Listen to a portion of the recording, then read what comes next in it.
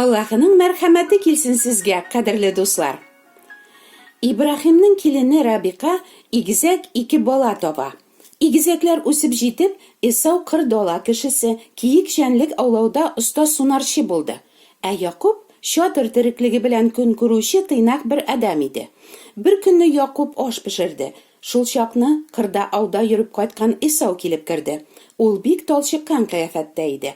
Yaqubqa "Menga shul qizil oshdan biroz solib berayli, bek oshiqdim", dedi ol.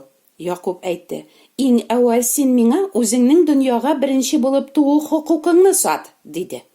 "Oh, ulam, birinchi bo'lib tug'u huquqining menga ne hojati bor", dedi Isau. "Olaysa sotam deb hazruk mening olda ant et", dedi Yaqub. Isau ant etdi. Hem o'zining birinchi bo'lib tug'u huquqin shulay Yaqubga sotib jiberdi.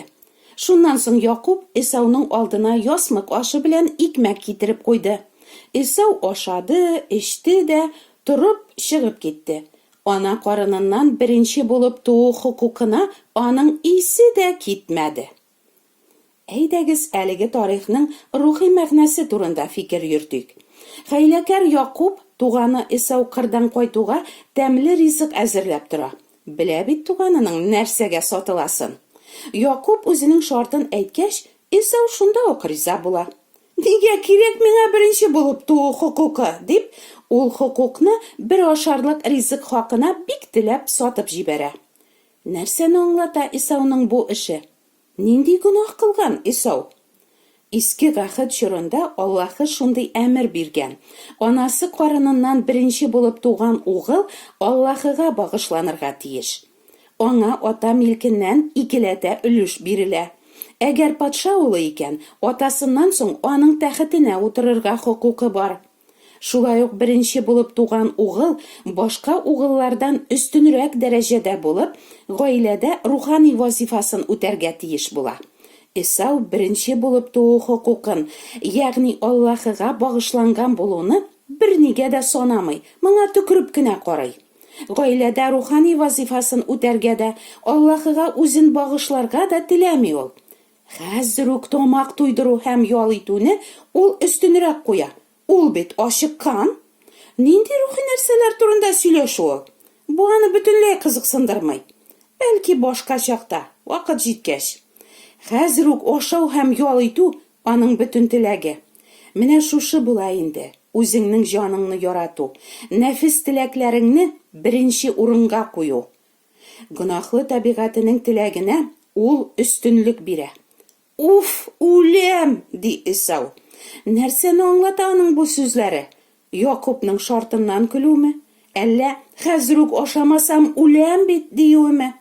Shundan da ular edimi Isau hazruk oshamasa? Oshau ham yol etu uchun o'zin Isau kibik tutuvchi kishilar dunyo to'la.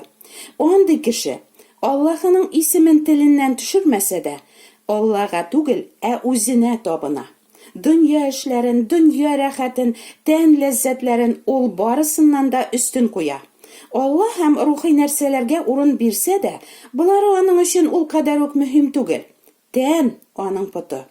Isau kibik tan nafisin qanoatlantiruv onun uchun har vaqt birinchi o'rinda tura. Nega? Oshau gunohmini? Oshisi kelu normal tilak. Alloh bizga tan bergan. Tan rizq uchun, rizq tan uchun.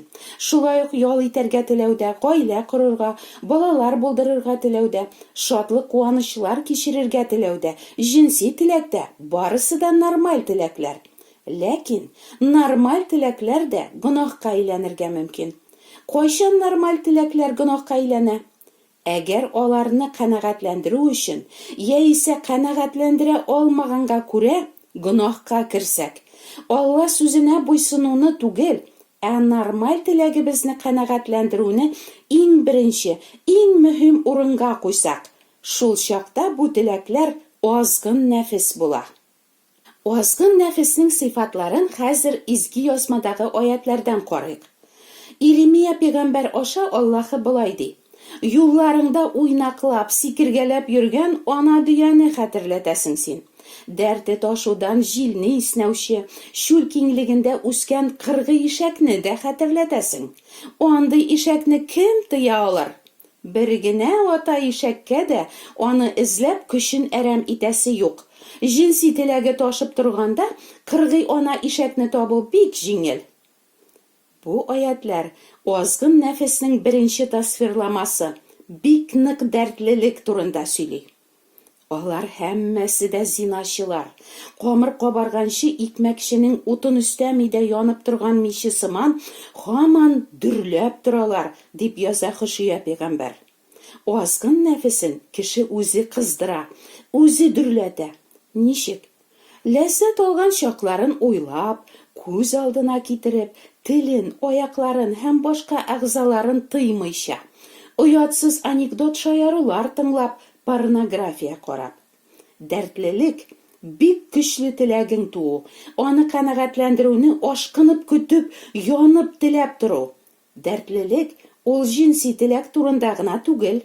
Ашау-эчүгә комагайлыкта, акчага хирыслыкта, компьютер уеннарына бөтен җаның тәнең белән кирип китүдә, дан шөһрәткә, мактауга, хакимияткә ия булырга бик нык теләүдә, гел беренчелеккә омтылуда, кешеләрдән калышмаска тырышып, ярыша бакча карау, дөнья кууда, булары да шул ук азгын нәфескә бөтен йөрәгең белән бирелүдән килә. Вагазчы китабында рухыңны уч ачу вәсвәсәсенә дәртләндермә дип тә язылган. Ачуын үпкәсен күңелендә саклаган кеше дә үзен дәртләндереп тора димәк. Андый кеше якыннарыннан гаеп эзли, бәйләнергә сәбәп, җай көтеп кенә тора. Аның кемгәдер ябешәсе, кемнедер талыйсы килеп тора. Кемне дә булса, аяктан егылыр дәрәҗәгә җиткермәсәләр, аларның йокылары кача, дип яза Сөләйман пәйгамбәр. Азгын нәфеснең икенче сыйфаты тыелгысызлык, тотнаксызлык. Андый ишәкне кем тыя алыр, ди Иремия пәйгамбәр. Һәр агач астында дәртегез кутыра, дип укыйбыз Ишагыя пәйгамбәр китабында.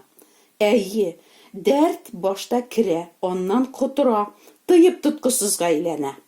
Тыелгысызлык, тотнаксызлык шулай ук кайбер кешеләрнең холкына да хас. Сөләйман пәйгамбәр холыксыз хатынны тыеп тору, җилне куып тоту яки ушың белән зәйтүн майын чумырып алу белән бердер, ди. Азгын нәфеснең тагын бер тасвирламасы аның туймас, басылмас булуы. Тәкәбер кеше байлыкка алдана. Ул тынычлана алмый, авызын үлеләр аймагы кебек зур итеп ача. Үлем кебек һич кенә дә туя белми, ди Аллаһы Хабаккук пәйгамбәр аша. Азгын нәфеснең бу сыйфатын ит салынган пакет күтәреп баручы кеше артыннан ияргән эт белән чагыштыра бер вагазчы. Ит исен сизеп, эт синең артыңнан бара да бара. Ташлыйм инде моңа бер кисәкне, калыр миннән, дип уйлап, бер кисәк итеңне ташлыйсың. Ул кисәкне тиз генә йота да, һәм синең артыңнан инде бөтенләй дә калмый. Азгын нәфес тә шулай. Аны бераз канәгатьләндерим, туктар теләүдән дисәң, юк, ул теләк басылмау гына түгел, киресенчә, тагын да ныграк дөрләп китә.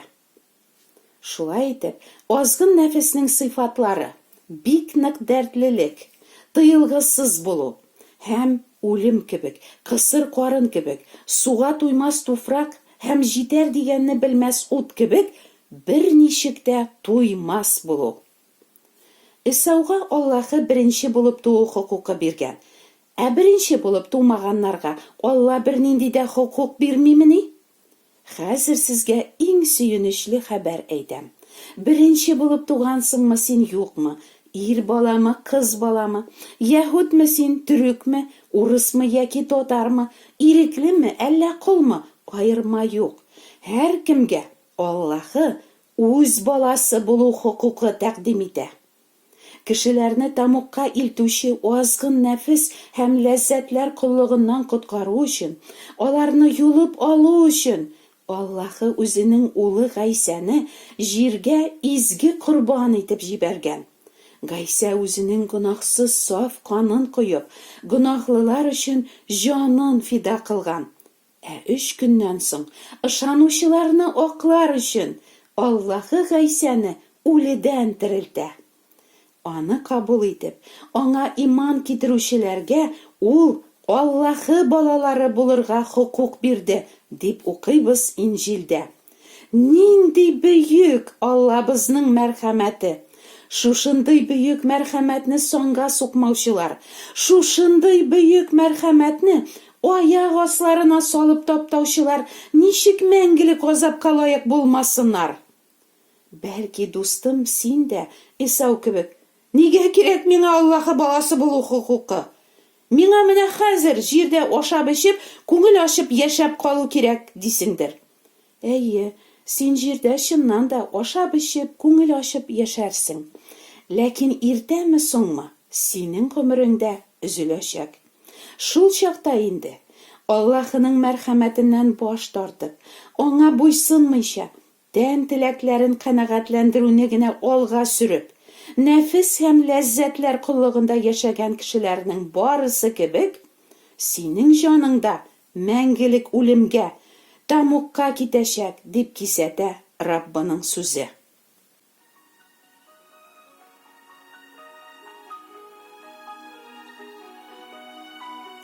Якуб Исауның беренче булып туу хукукын ризык белән сатып алган кебек, дөньяда һәр кемне үзенең ләззәтләре белән кызыктырып, Аллаһыга багышланган булудан сатып алырга тырыша.